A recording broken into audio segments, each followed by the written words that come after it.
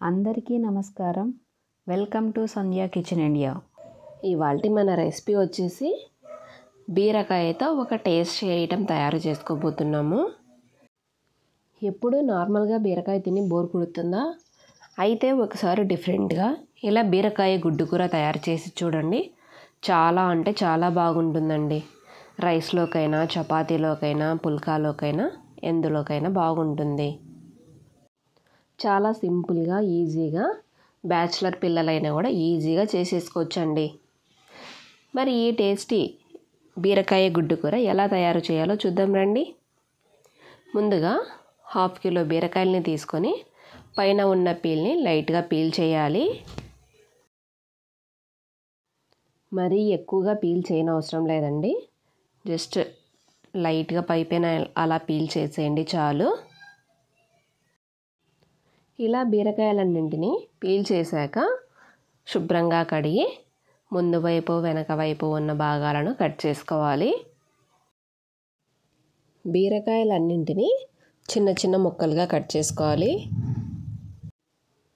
అలాగే ఒక పెద్ద ఉల్లిపాయని కూడా తీసుకొని సన్నగా తరిగి పెట్టుకోవాలి. ఇప్పుడు స్టవ్ పై ప్యాన్ పెట్టి 2 టేబుల్ స్పూన్స్ ఆయిల్ వేసి హీట్ అయ్యాక 1/2 టీ స్పూన్ శనగపప్పు, 1/2 టీ స్పూన్ మినపప్పు వేసి వేగనివ్వాలి.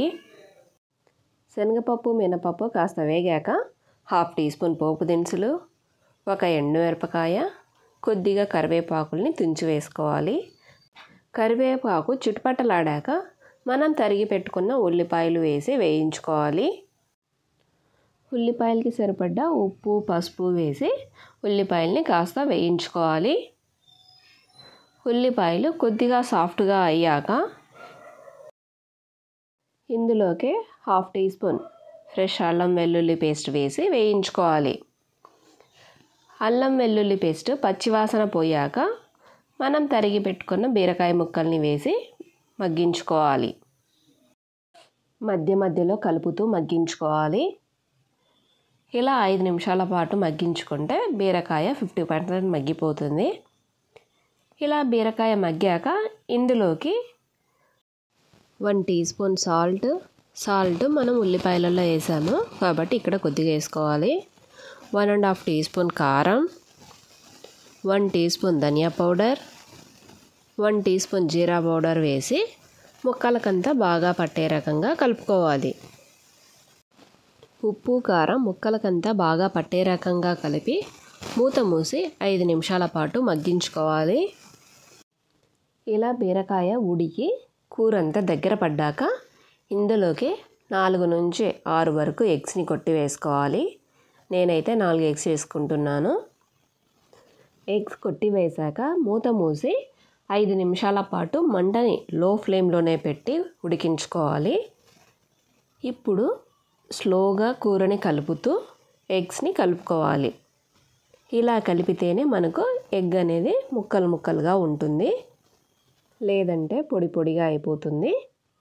ఇలా కూరనంతటిని కలిపి ఒకసారి ఉప్పును సరి చూసుకొని అవసరమైతే వేసి చివరగా 1 టీ స్పూన్ గరం మసాలా వేసి కలుపుకోవాలి.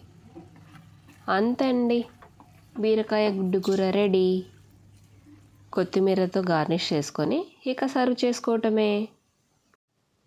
ఈ కర్రీ చపాతీలోకైనా, రైస్లోకైనా చాలా బాగుంటుందండి. తప్పక మీరు ఒకసారి ట్రై చేసి మీకు ఎలా వచ్చిందో కామెంట్ చేయండి. Thanks for watching my video. Please like, share and subscribe to my channel. Thank you.